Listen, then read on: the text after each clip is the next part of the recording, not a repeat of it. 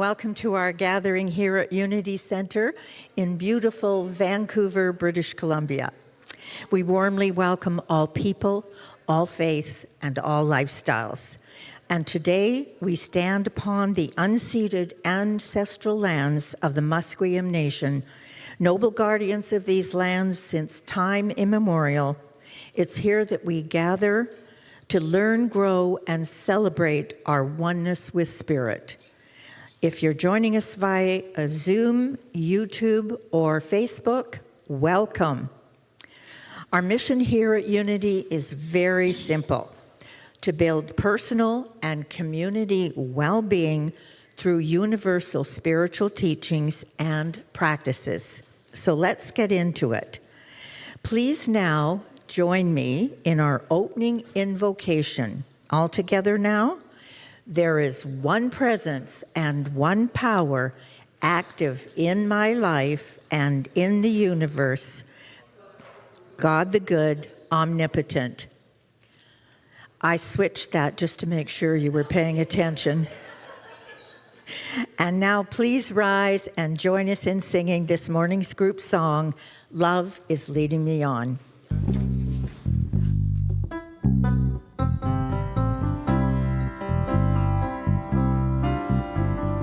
Love is leading me on.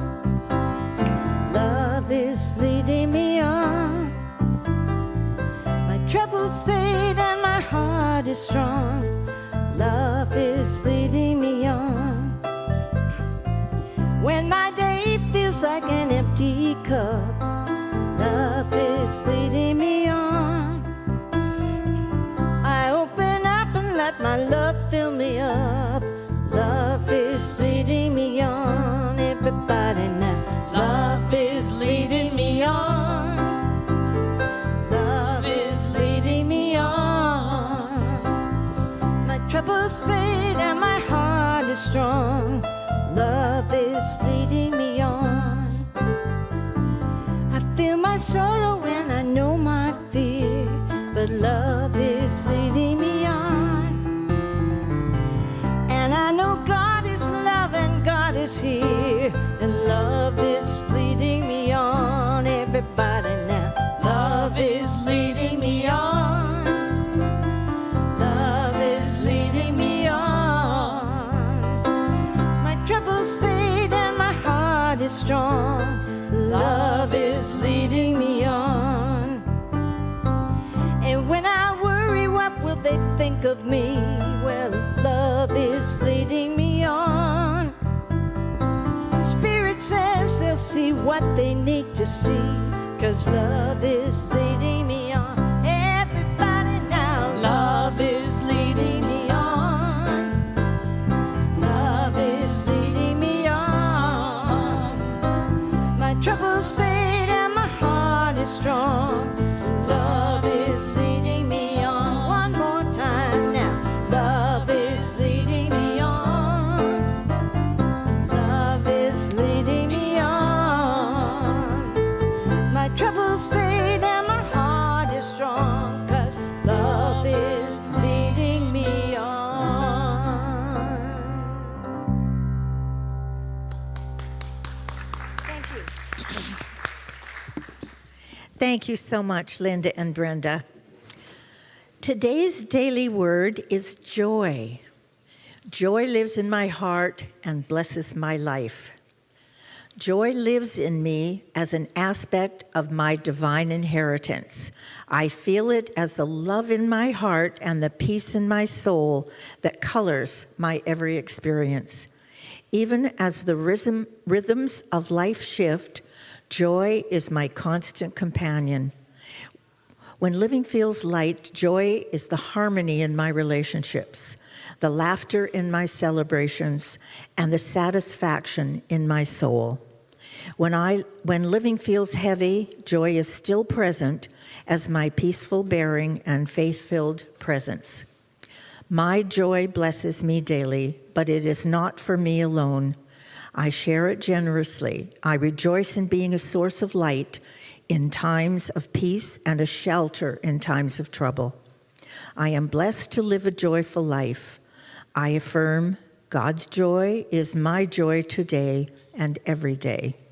And from Job 8:21, he will yet fill your mouth with laughter and your lips with shouts of joy. Now let's warmly open ourselves to receive what we need most from this message from Brock today with 5 powerful affirmations. All together now. I recognize the divine light within myself and others. Kindness is an expression of who I am. As I give love, I receive love. I am connected to the life that unites us all. Presence brings peace and encouragement to others. Thank you, and so it is. And now, please rise and join us in singing our New English translation of the Aramaic version of the Lord's Prayer.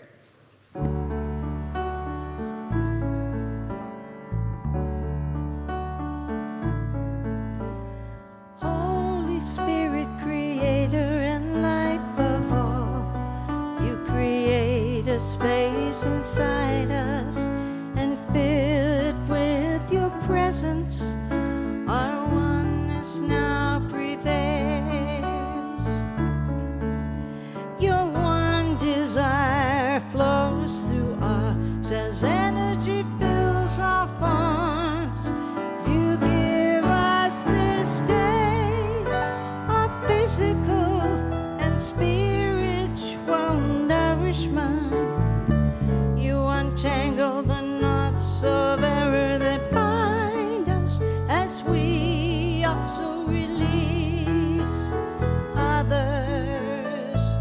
We don't let appearances make us forgetful of our source. We're born free to act from our highest nature. From your presence comes the glorious harmony of life.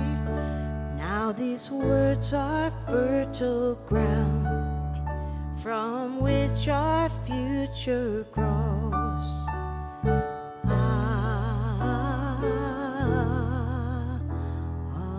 Amen. If you'd like a copy of the Aramaic prayer we just sang, you'll find blue cards in the seat backs in front of you, and you're welcome to take one. I can almost see it, the dream I'm dreaming, but there's a voice inside my head saying, you'll never reach it. Every step I'm taking, every move I make feels lost with no direction. My faith is shaken, but I gotta keep trying. I gotta keep my head up high. Always gonna be another mountain, always gonna make it wanna move, always gonna be an uphill battle. Sometimes you just have to lose.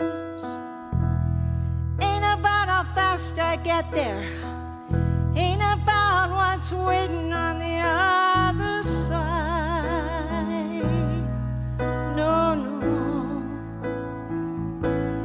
it's the climb.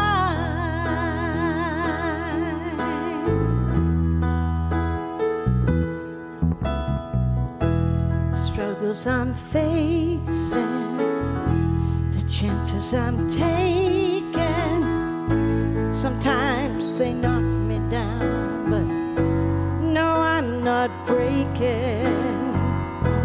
The pain I'm knowing, well, these are the moments I'm gonna remember.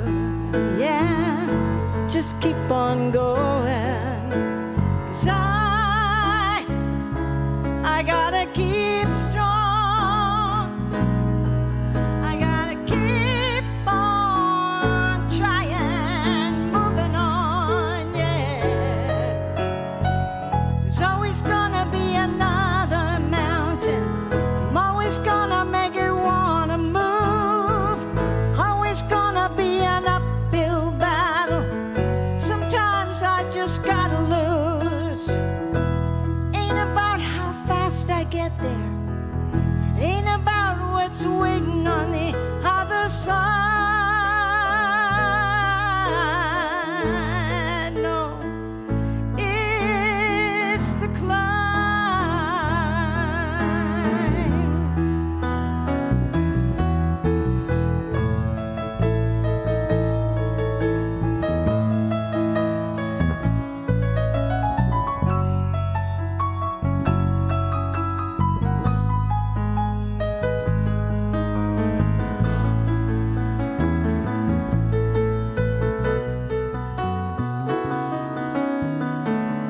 Ain't about how fast I get there. There's always gonna be another mountain. Ain't about how fast I get there. I'm not gonna make it move, no. Sometimes I gotta lose. Well, that's just the way it is. Oh, yeah, you know. It's the climb, yeah. It's the climb.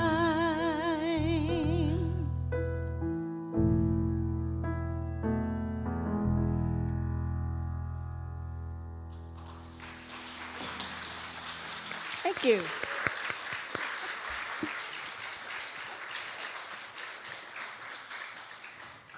Wow. Give it up one more time for Linda Kidder and Brenda Baird. That was awesome.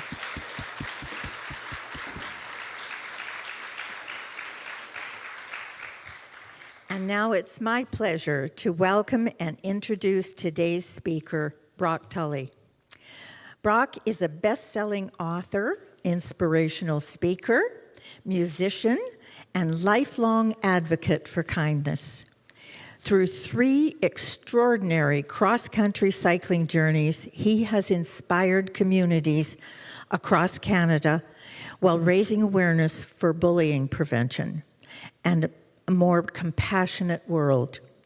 As the author of 8 books, founder of the World Kindness Concert, a co-founder of Kindness Rocks in Schools, and organizer of numerous community events, Brock has dedicated his life to encouraging connection, hope, and service.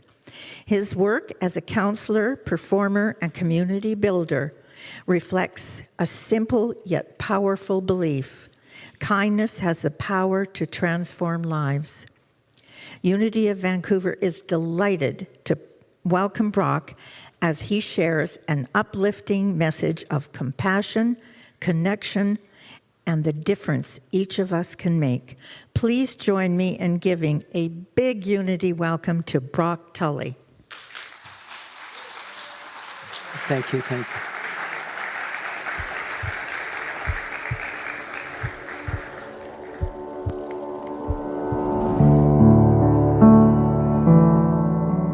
I'd rather be seen for who I am and be alone than be accepted for someone I'm not and be lonely. I was told I'd be out of my mind to go after my dreams. Now that I've gotten out of my mind, by following my heart, I'm living my dreams. I'll never find out what I can do unless I do all I can to find out. My name's Brock Tully. I'm originally from West Vancouver. I'm a writer, an athlete, coach, organize concerts and different events. I've always just followed my heart, things that's led me to finding out who I am.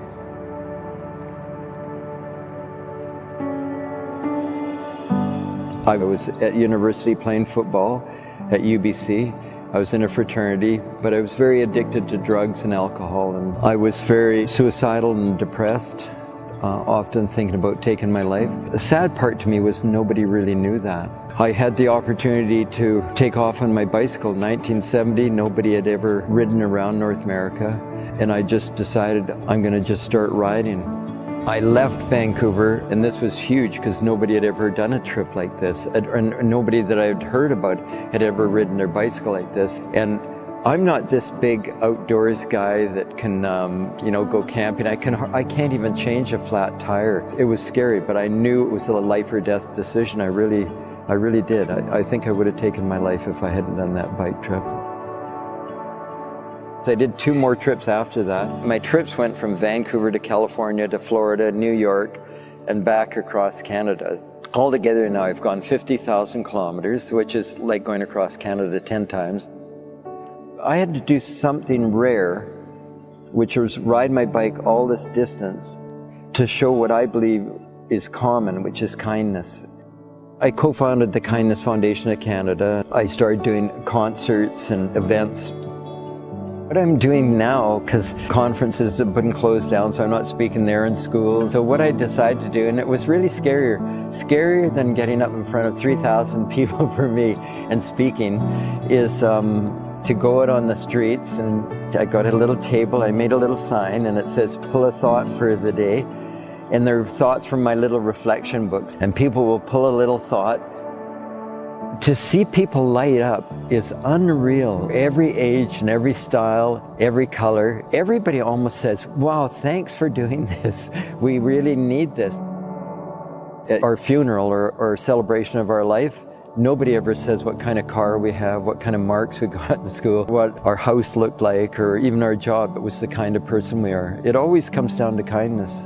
So that's why the kindness is so important to me, because I think that's why we're here. Every human being is one of a kind. To be human is to live as one and be kind. Thank you. That's the end of my talk. That's all. That's what I'm going to do. First, I just want to thank Janet and Brian and team for having me here today. It's a real honor to be here, and I'm really touched to be speaking here. It means a lot to me to be here and to see you all again. And first, I also want to send my heart out to all the people dealing with fires right now and all the tragedies, senseless tragedies that are going on in the world. So my heart goes out to them.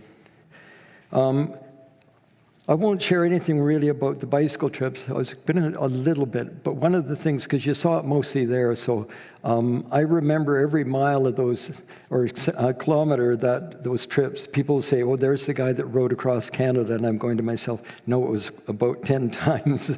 And so it was a really tough what I went through, and so I really remember all those. But you know, what I want to really talk about is, at the end of that video, you saw that I was doing the pull a thought thing. And that was such an eye-opener for me, because after organizing all these years, all these concerts and events and my bicycle trips and meeting so many people all over, and I've seen people go through really tough times and good times, but when I do that pull a thought, almost every person that comes up to me, whether they're really young or really old, they'll say, "This is really great. Why are you?" Because I've got the sign that says, "Pull a thought for the day," or "Pull a kind thought." It's free. And they'll pull the thought, or they'll say to me first, "Why are you doing this?" And if it's a young person, I'll generally say, "Well, I speak in schools to prevent bullying." And right away, they stop. I can see it in their eyes. Every person, like 6 young girls might come up and think this is a fun thing to do, pull thought, and they'll say, "Why are you doing this?" And I'll say, "To prevent bullying." Or somebody else will come up and they'll say, "Why are you doing this?" And I'll say, "I just think so many people right now are really hurting and feeling disconnected, and feeling a lot of people are dealing with somebody in their family and their friendships dealing with addiction or some kind of mental health issue." But the eye-opening part for me is, it's just not every once in a while, it's every person. And usually with my thoughts, I speak from the I, that I can't speak for other people, and I'll say often or most often, But honestly, I've had well over thousands of people stop. Every person will say they've dealt with bullying or they're dealing with bullying. Every person, somebody in their close circle is really hurting. So we're not alone. And that's what the tragedy is. And that's why, with what I'm going to share today, there is hope. Things can get better. But it takes a lot of hard work to make the changes that I'm going to be sharing today. Because life is practice. We practice losing touch with our heart over many years. To get back in touch takes a lot of practice. So that's kind of my main theme, is about practice. One thing I'll share about my bike trip was I came from a family where we didn't hug, we didn't say I love you, and we didn't share feelings. Those were really important to me as a young person. I had two older brothers that were brilliant. One won the biggest award in the world for astronomy. It's like the Nobel Prize. And my other brother I thought was going to be prime minister, and he passed away very young. So I was kind of the granola bar in the family. I was the young one, and I just loved playing sports and everything. But I didn't feel really very good because we didn't express love in feelings or anything. It was more in terms of money. And that was my parents' way of expressing it, and that's what they were taught. And I was angry for many years. And then I realized that they were just taught what they were taught. And I learned to forgive them and to move on. I never argued with them again in my life after. I'll share a thought with you today about that. Anyways, before that trip, I was actually in Stanley Park. I haven't shared this with many people. I shared it the other day with a little group, but I was very close to taking my life. I was ready to take my life. I wasn't getting good marks in school, and I felt so much pressure over these silly marks. And all of a sudden I thought, I'm going to ride across North America. Nobody's ever done it. And I thought, I'm just going to do it, or I'm going to take my life. So why not take a risk, right? If you're going to take your life, why not try the other? You know, the definition of insanity is doing the same thing over and over again and expecting different results. And so I decided to do it, and that was my start of my trip. Before I did that trip, everybody said to me, Brock, you are out of your mind. You're crazy, you're nuts, you're a fool. And I thought I was too. But I just had to do it. I wasn't mechanical. I didn't know anything about that. I'm not a very good camper. I can't even put up a tent, you know. And I'm heading out at the time of the Vietnam War, the racial riots, and the hippie movement. And so the time of one of my heroes was assassinated, Martin Luther King.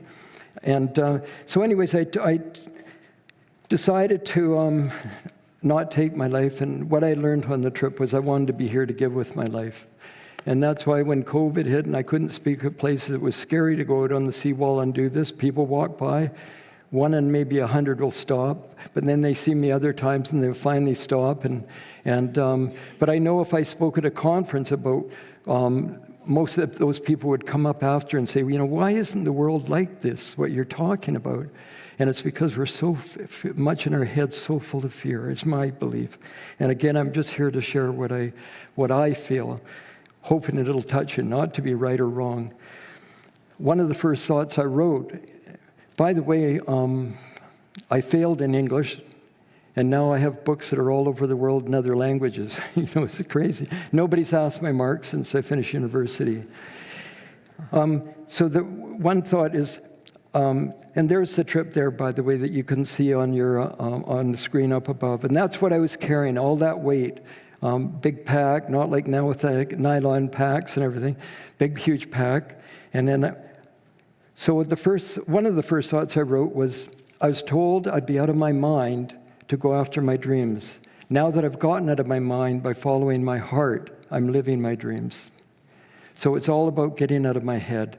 And that was such a turning point for me. When these little thoughts came through me, I couldn't believe it. I almost feel like today that I didn't write these thoughts on. And so if I ever kind of seem excited about them, it's not because of me. It's just that I was open to them. This is the first thought I wrote, and it was during my first bicycle trip. And now I was the first person to ride around North America, so it was quite. I met a lot of people because they'd come up and ask where I was from and everything. But I'd rather be seen for who I am and be alone than be accepted for someone I'm not and be lonely. And before that first trip, I was playing football at UBC and in a fraternity, but very addicted to drugs and alcohol and other addictions. And I was very lonely. And I thought, gosh. And now I'm alone in the sense that I'm in touch with my heart more. I lose touch all the time, by the way, so I'm not up here trying to act like I've got it all together. But I'm alone, that I'll follow my heart. I'll stand up for what I believe in. And now I'm much closer to people. You know, that's the beauty of being alone, is that you become closer to people. The second trip I did with my partner, Wilma, who's here today. Put up your hand, Wilma, just so they know who you are. She's an amazing person. And we had an incredible support team that came around for 7 months around North America. And they gave their time to do that, which was incredible. For 7 months, somebody on the trip said, "You're taking 7 months out of your life to do this?" And I said, "No, this is my life." It was one of the media people asked. We had good media all over North America, not so much here, which I liked, because believe it or not, I do like my anonymity. And I liked going around North America because every day, like on my solo trips especially, newspapers and TV and stuff would do stories. But the beauty was I could share what I feel, leave town, and then nobody would expect me to be a nice guy. You know, so I can falter as much as I want. Anyways, so that was my third, that was the second trip, 17. Now the third trip, I've got to point this way, that was the second trip there. Amazing. The third trip I did was pulling a 70-pound trailer. Now this was really a tough one. I had a wonderful team of people here that set up a place for me to stay every night for 8 months. That was a lot of work. And on that trailer it said, "Vancouver, Canada challenges your community to be kinder." Now, the tough part was my first trip was when I was 23, the second one was 53, and the third one was when I was 63, after 2 hip replacements and a knee replacement and all sorts of things. So this was not easy. And I had to be places every day for 8 months, so if I was sick or whatever, I had to be there. So I was very driven, but my message was so important. I always thought, if this is the way I'm going to go, then I'm doing what I love and believe in. I didn't want to go, though. And so now I'm going to share. There, by the way, see the photo on top for you that you guys see on top there? That was my toughest day. I was going into the mountains. It was raining and starting to snow, and it was a real big mountain. So I know I was going to be in very cold. And somebody found me on the side of the road, and so I kind of owed my life to them. The other pictures are on my way to Sedona, Arizona, and then I was in the heat down there. So I was going through a lot of different things. The next one here, and it'll come, don't worry, we were having a little trouble with the clicker before. Here it is here. Actually, I have to go back to here. Now this is the one I want to talk a little bit about today in my talk, and it's about, I do enjoy things, but joy comes from loving the things I do. You know, I used to lifeguard, and kids at the beach are never bored at the beach. And all they have is water and sticks and sand and shells and seaweed. But after 8 hours, I think they would want to go home. They don't want to go home. And often their parents would be in there doing things too. And then in grade 1, and by the way, at that moment, we're in our heart, and in that moment, full of joy and excitement. But then around 5 years old, and this is where I think it all happens, we start telling children at home, at school, in our communities, churches, different places, that something out there is going to make you happy. The marks, which never made me happy, the money, the trophies, our skills, our looks, whatever it was, something out there was going to make us happy. So what we naturally did when parents would tell us that is we moved from our heart, which is the joy of life, to our head, which is the fear of failure.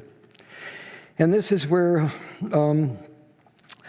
I think we start to really lose it as far, like for me, in poetry class at university, I was always wondering, now, what does the poem mean to the teacher? Or what does the poem mean to the poet?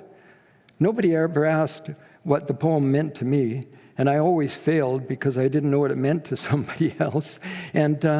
But right away, we're told what we should think and feel and do.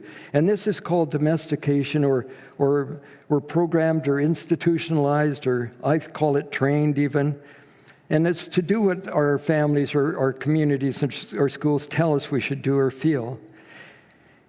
We can be running around at home full of joy like we were at the beach. And our parents wouldn't say anything. They're really happy. We do that at home. And if our parents aren't in a good mood, they'll yell at us or spank us or whatever and tell us to go to our room. And as a child, they don't know what's happening. They just want to be in the moment full of joy. And then all of a sudden, they're sent to their room thinking, wow. And what happens is, and people buy them, their parents buy them toys, but they enjoy the toys for a few days or whatever, the things, and they put them aside. Whereas we start to forget that little child that was on the beach, so full of joy. And so what happens is, this is the feeling of not feeling, or the beginning of not feeling good enough.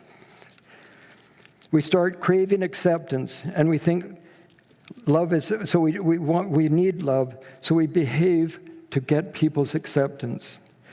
And this is the start of practicing unhealthy behavior. If we don't get the support and caring at home, we'll often turn to other people and places that can be very destructive. I came from a family where we didn't hug, share feelings, or say, I love you. And punishment came without explanation or communication. I didn't know what I was doing wrong. I was very unhappy on the inside, but a good actor on the outside. I wanted to appear okay. And I wanted to go through life and go, phew, I made it without anybody really knowing who I am. When we're unhappy, what we naturally do is we want to numb that feeling. Nobody wants to be unhappy. Nobody wants to be depressed and suicidal. So what we do is we turn to other things, to other addictions to numb that pain of not feeling worthy. Not just drugs and alcohol, food, sex, gambling, and that kind of thing, but we're also addicted to being angry, we're addicted to being prejudiced, we're addicted to being depressed, and many other things. It is now my belief that there's only one main addiction, and that it's that we don't feel good enough. And if we don't feel good enough, what are we going to do? We're either going to grow as a person and come here like to Unity or some other place we'll do workshops or whatever to feel good enough, or we'll numb ourselves with different addictions. To me, that only makes sense. Fortunately for some, who are often hurting and feeling disconnected from their heart, they'll remember that inner child who is still deep inside, crying out to be heard, just to come out. So they'll take workshops. They'll see counselors. Come to conscious raising places like here again, where they feel a sense of healthy, conscious community. Fortunately, for some, they will have some older role model in their life, a mentor and caring experience that has given them hope in their darkest times. The huge challenge is that we have become conditioned for many, many years to be disconnected. And we have practiced our unhealthy behavior and negative thinking for a long time. To become healthy again, to live in our heart, takes patience and a lot of hard work. And the knowledge that it is the journey that is important, not the goal. The only goal is to be in the moment, each moment, and forgive ourselves and others when we falter. And that takes daily practice. Not just reading one book and then putting it away, or doing a workshop for a weekend. Look at Eckhart Tolle. He meditated 10 hours a day. People would come up to me, because we had a little bit to do with Eckhart publishing The Power of Now. He'd come to us. Wilma and I, and people come up and say, wow, gosh, he's so wise. You know, his book is beautiful, which I totally agree. He's very wise. But what I'll say to them is, why? Because he's saying everything you feel, aren't you wise too? And I'll see them go like, you know, they're held to go. And I said, he's just channeling what you feel too, but you're not practicing or sitting to meditate or you know, for me, I'm an active meditator on my bicycle. On my bicycle trip, I was in an active meditation state. But I said, you're just as wise. He's just worked at it harder, but we're all one. To become healthy again. In university, I was depressed and even thinking about taking my life. And again, nobody asked my marks. But I realized at that time, and I realized when I biked around North America, what's really missing is community. And I just see it all the time. People aren't in community. People have become, I don't like to sound negative or anything, but I think we've become a little bit more narcissistic because of our little things that we carry around, and especially with our young people. I want to share a story about community that's a short story that really touched me, and this guy really got it. I can't do anything mechanically, technically, anything like that. I'm just, you know, and I can't even change a flat tire. I did 3 trips around North America. I still to this day can't change a flat tire. I've tried, but now I've given up and I still ride my bike. But I went into a bike shop to get my tire fixed, and the guy said to me, wow, you've ridden around North America 3 times and you can't even change a flat tire. And I said, you know, I don't appreciate you trying to shame me or anything, but I could probably take you out onto a basketball court and dribble circles around you, because I coached at college basketball and football for many years. And anyways, I left that bike shop and I went to another bike shop, and I went in, and the young guy in there said, wow, I know about your story, and I'm just so excited that you came in here today. And I said, yeah, I feel, you know, bad because I can't change a flat tire. And he said, you know what? I love fixing bicycles.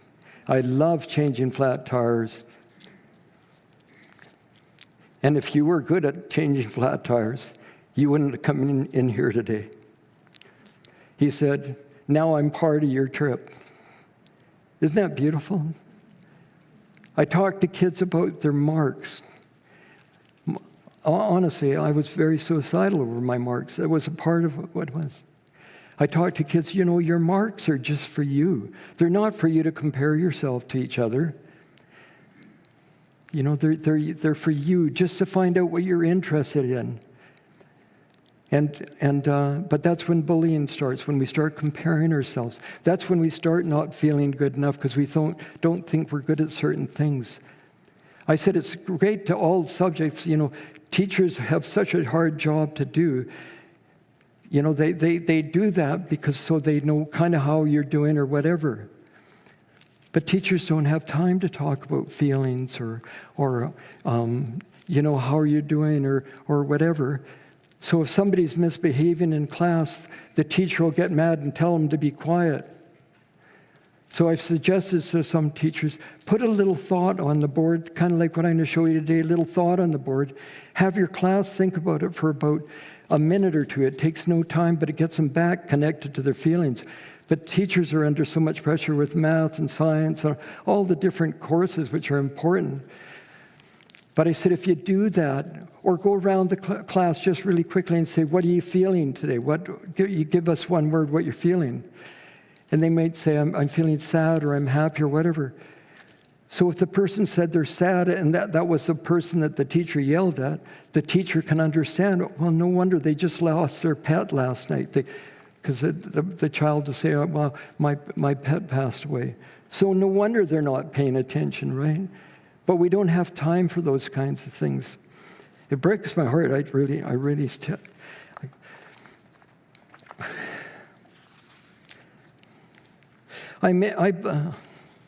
believe we avoid anger and depression because we think they are negative.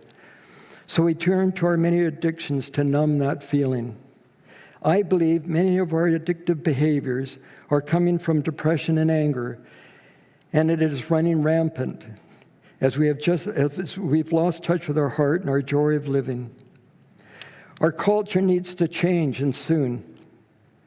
We all need, I believe, a purpose bigger than ourselves.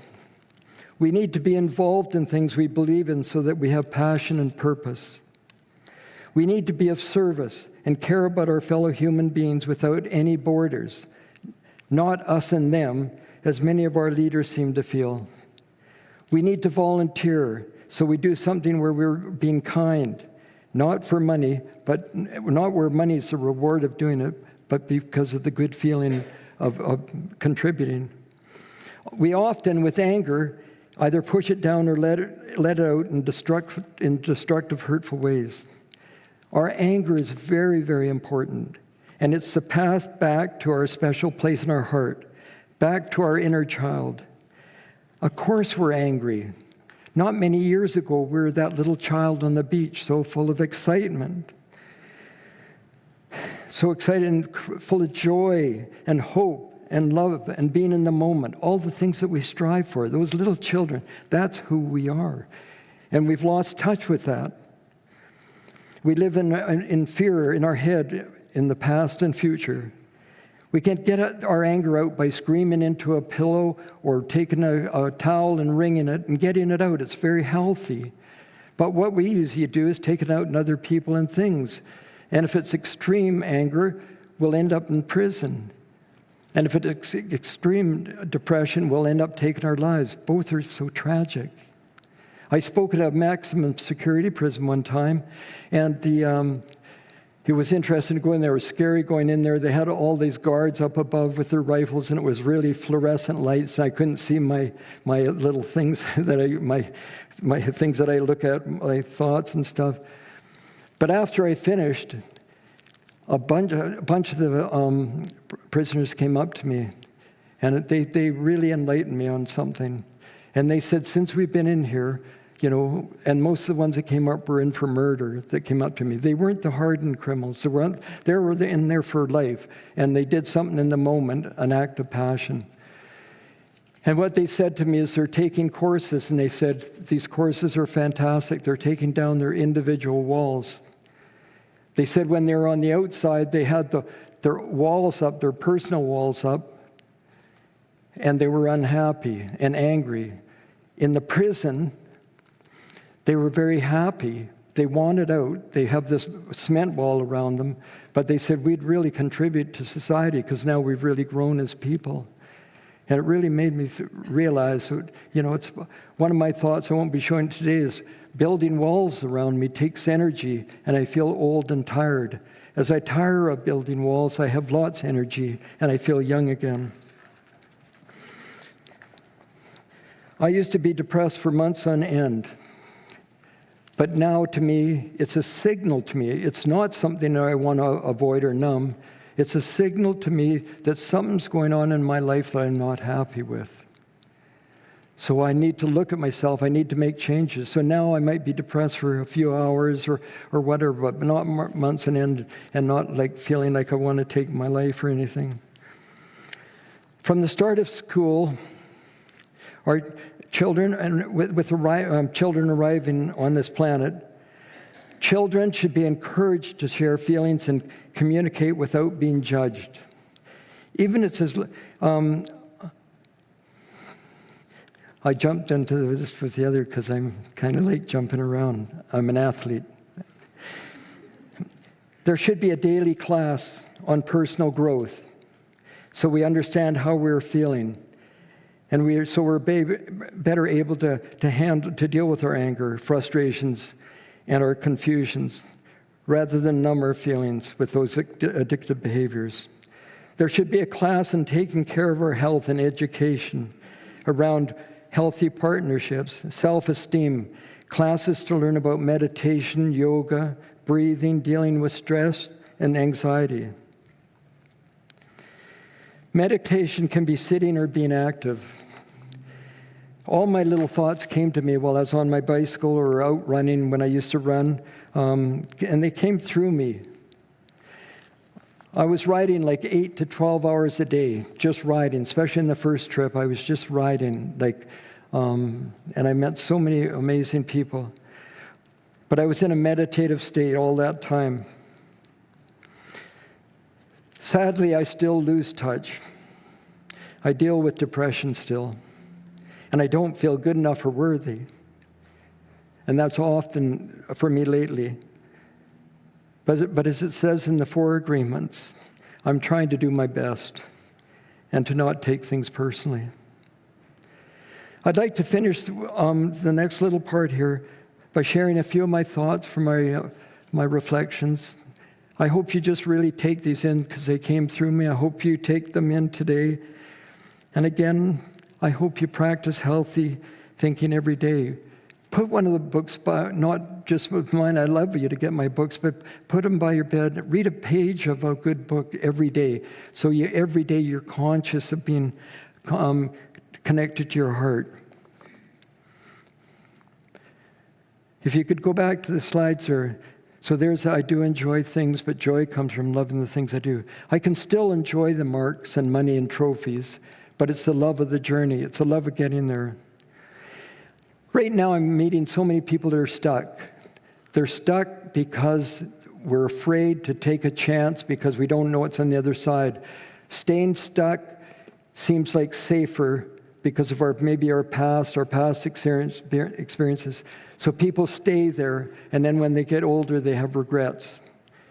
One thing I don't have is regrets, and I really mean that. Often with choices, the hard part isn't knowing what we should do. It's knowing what we should do. We all know deep down inside. It's just having that courage to do that and support. We need to support each other to make changes because it's very, very hard. I totally get it. If I hadn't done my bike trip, I wouldn't be here today. I wouldn't have my books. I wouldn't get amazing stories from all over the world from people because they were touched by my books. I even got one from a woman, her favorite grandmother passed away, and her grandmother's last request was to be buried with my books. Do you think that compares to what marks I got or how many trophies I got? Not at all.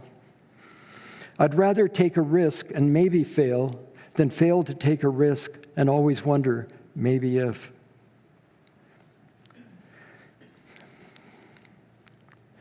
It's not changing places that'll make me change. It's the change that takes place in me. Although a change of place may help that change in me to take place. It might be the catalyst. A lot of people change relationships hoping they'll be happy, or moving and hoping they'll be happy, which can be a catalyst. But it's really, we've got to take ourselves wherever we go. There is growth in any decision. In indecision, there isn't any. And I think that's where we're stuck, is in indecision. I want to talk a little bit about relationships. I've changed over the years. Wilma and I have been together for 35 years. I don't like to say my wife, my partner, whatever. I don't want to be way out there, but I don't like the word my. I think that's where jealousy starts. We say, this is my partner. Wilma is someone very special in my life. She's not mine. I don't own her. And so I'm not excited about the challenge of winning someone else's heart, so I'll feel good for a little while. I'm excited about staying in touch with my own heart, so I'll feel good forever. We have sayings like really beautiful and spiritual ones like, and this is just what I feel again, like say soulmate, or people will say their wife or whatever their words. And I still say Wilma's my partner. I'll say she's my wife just because I don't want to explain things to everybody. But I know in my heart that she's really special. But soulmate, I've changed that now. Like to me, my soulmate is my heart. When I'm in touch with my soulmate, then I'm much more healthy. I'm healthy. And then everybody is my soulmate. And then what I look for in life is special people, to surround myself with other people that are growing or thinking about things. But it's just something to think about. That's why I write my books. I don't write them to try to change people. I write them to try to get people to think about their lives. I don't want you to fill a hole in me. I want you to feel whole with me. People have often said to me, oh, gosh, Wilma's so wonderful. Where's your other half? And And I said, well, she's not a half person, she's a whole person. Anyway, I don't usually say that because I don't want to make people uncomfortable. Kind words impress, kind acts leave an impression. That's such an important one. We can say, I love you, and then we can abuse somebody in the next moment. It's action. It's all about action.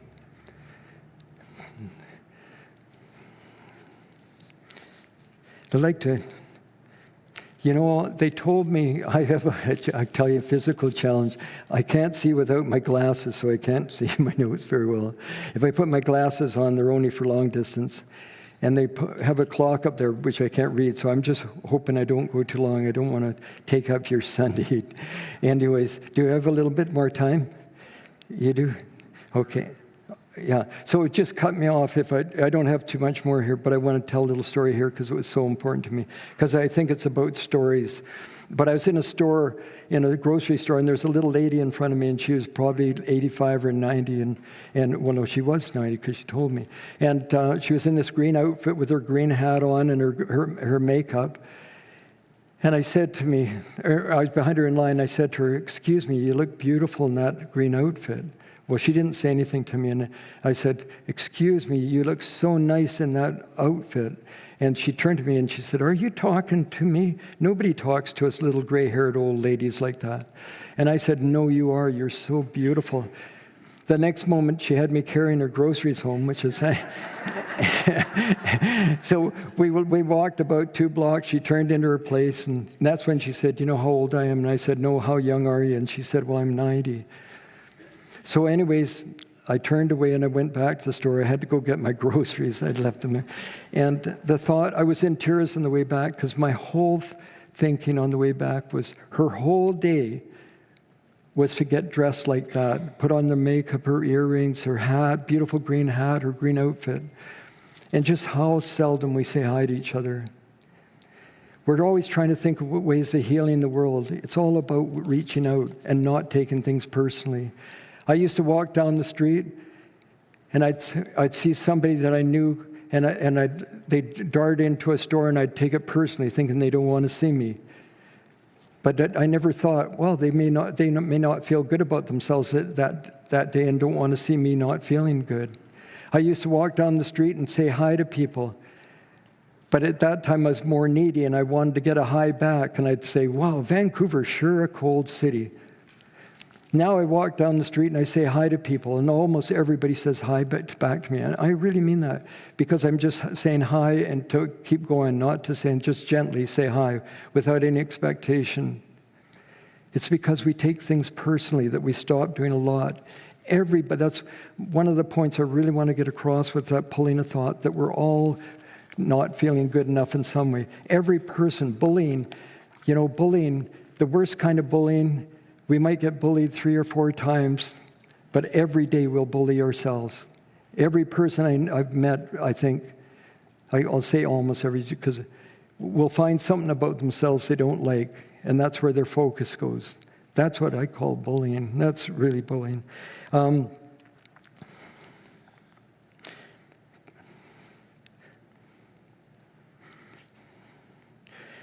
Our happiness doesn't depend on the number of challenges we're handed, but on how they're handled. This one I dedicated to Christopher Reeves, who was Superman in the movies and ended up quadriplegic, fell off his horse. What amazing attitude him and his wife had. Look at with the bicycle, fixing the bike tire. I like that. This one I dedicated to my parents because I used to argue with them a lot.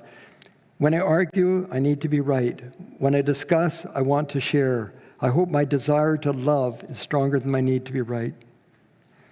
I don't need to be right anymore. I just think I want healthy conversation. I want to hear about what other people feel. If we had children, I would take them to a different church every Sunday so that they'd see that they all really want the same thing. I love unity because they're so accepting of all people, and I just love the whole philosophy here. When I argue, I need to be right. When I discuss, I want to share. I hope my desire to love is stronger than my need to be right. It's all right for me to have opinions, but not to be so opinionated I always have to be right. It's good to have strong opinions, but to be open to changing. And I'll finish off with a couple here. Every human being is one of a kind. To be human is to live as one and be kind.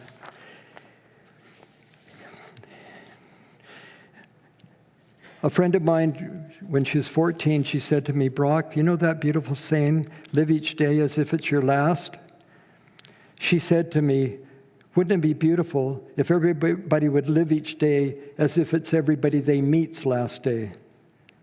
Isn't that amazing? Instead of being as if it's our last day. But everybody we meet, we treat them as if it's their last day on this planet. This one I put in for you guys.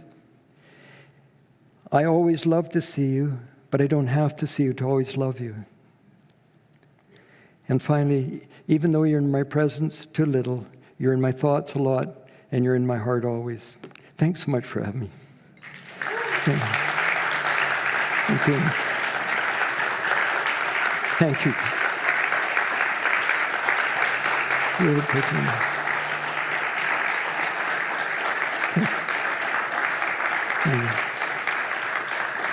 Thank you, guys. Thanks so much. It really meant more to me today to come here than you'll ever know. Thank you.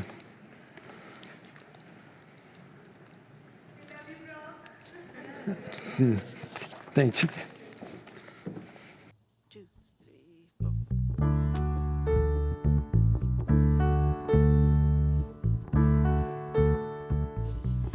Gonna need a bigger Buddha to excavate my soul.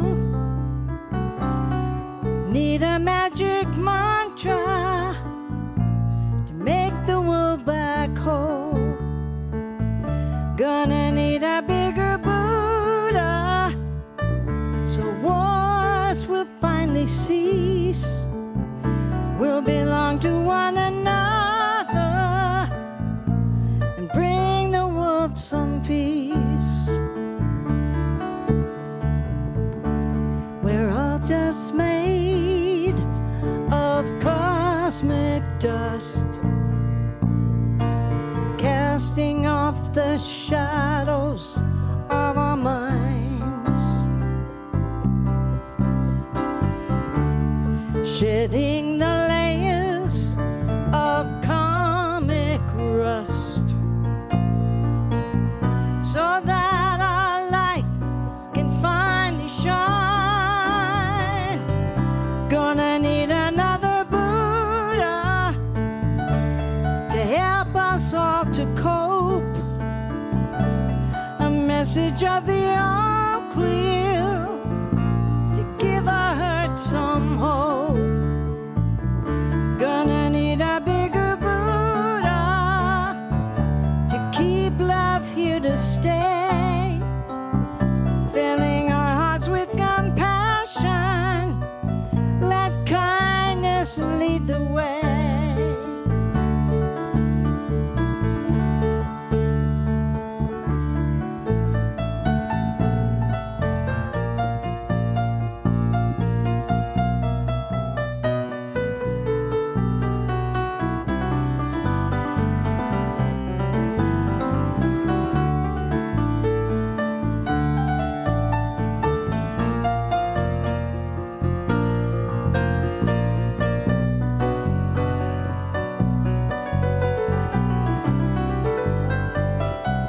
Gonna need another Buddha so we can finally see that you and I are all one, and nature holds the key. We're all just made of cosmic dust, casting off the shadows of our minds, shedding the layers of karmic rust, so our lights can finally shine. Gonna need another Buddha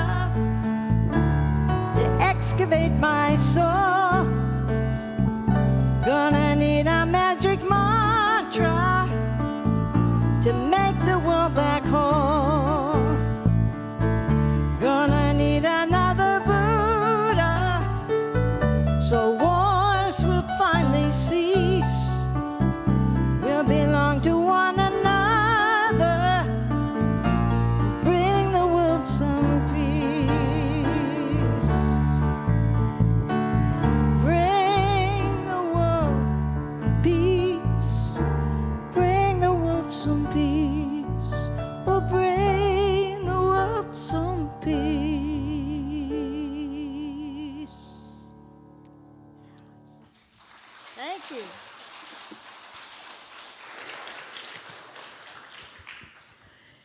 Let's give it up one more time for the very talented Linda Kidder and Brenda Baird.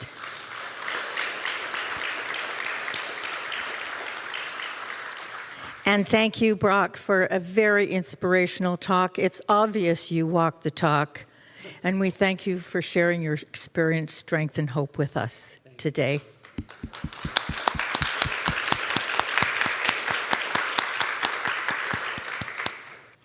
So, coming up here at Unity, join us for our annual picnic on Sunday, August 23rd. Following the service, we'll gather at 1:30 for an afternoon of good food, laughter, and community at Maple Grove Park, located at 6875 U Street in Vancouver. Please bring a dish to share, a lawn chair, and any lawn games you'd like to enjoy with others. It's a wonderful opportunity to relax, celebrate summer, spend time together, and reconnect with familiar faces or someone new. We look forward to seeing you there. Please join our Course in Miracles group every Tuesday from 12:30 to 2:30 in the lower level. We get to learn alongside lighthearted individuals and expand our awareness. Everyone is welcome, and everyone enriches our circle. As Roy mentioned, Reflective Roundtable is happening today after the service. Join us for a thoughtful, small group conversation, exploring the day's message through shared insights, deep listening, and meaningful connection in a welcoming, structured space. Don't forget, our mastermind group is on break for the summer and will resume in September. We look forward to seeing you back in the fall. You know, one of the things that makes Unity special is the opportunity to connect with one another after the service. Those moments of conversation, coffee, and community are made possible by our hospitality team, who thoughtfully prepare the space before the service and care for it afterward. We're deeply grateful for their generosity and service.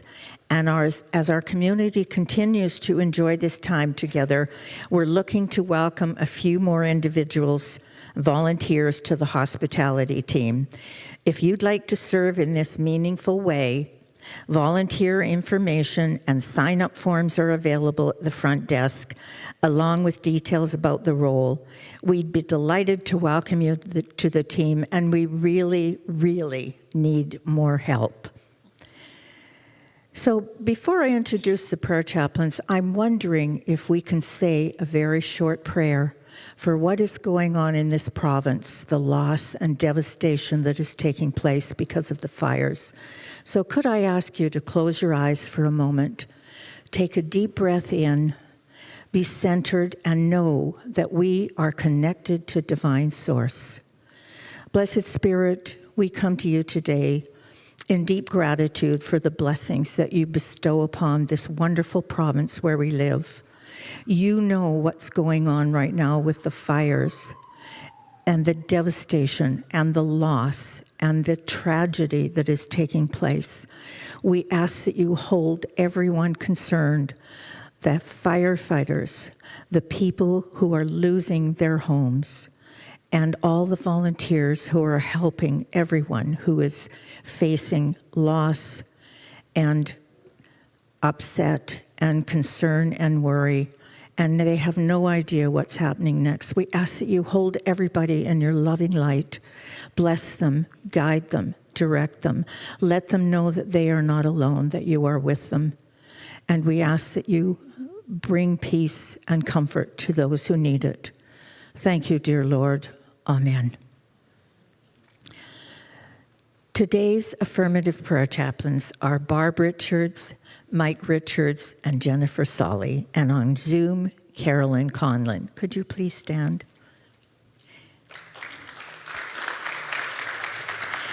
And if you'd like a prayer after the service, the prayer chaplains will be here waiting for you and would be very honored to support you.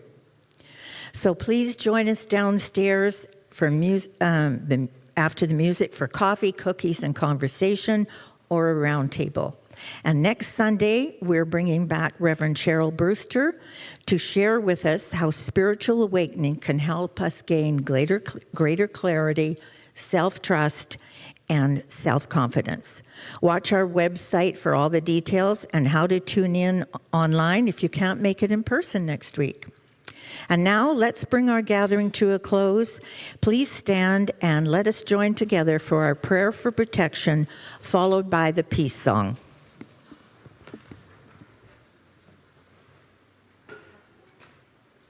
The light of God surrounds us. The love of God enfolds us.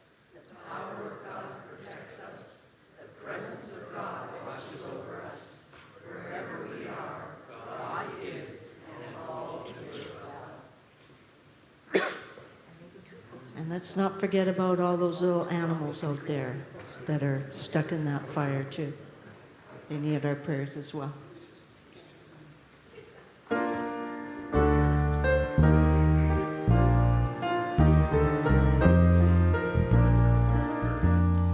Let there be peace on earth, and let it begin with me.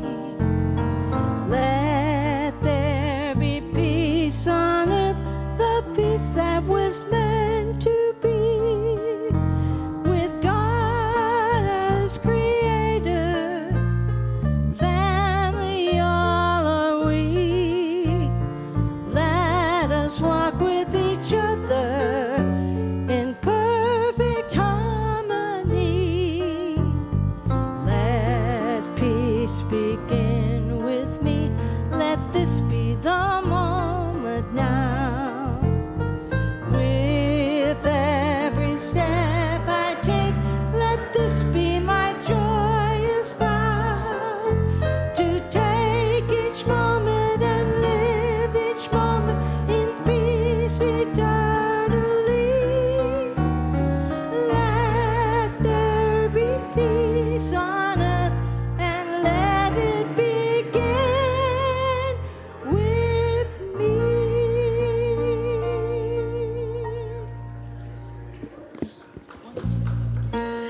If you're on YouTube, thank you so much for joining us. We send our love and look forward to seeing you next week. And if you're on Zoom and want to pray confidentially with a chaplain in a private room, please accept your breakout invitation, which will pop up on your screen shortly. Thank you so much for joining us. See you all next week, and God bless.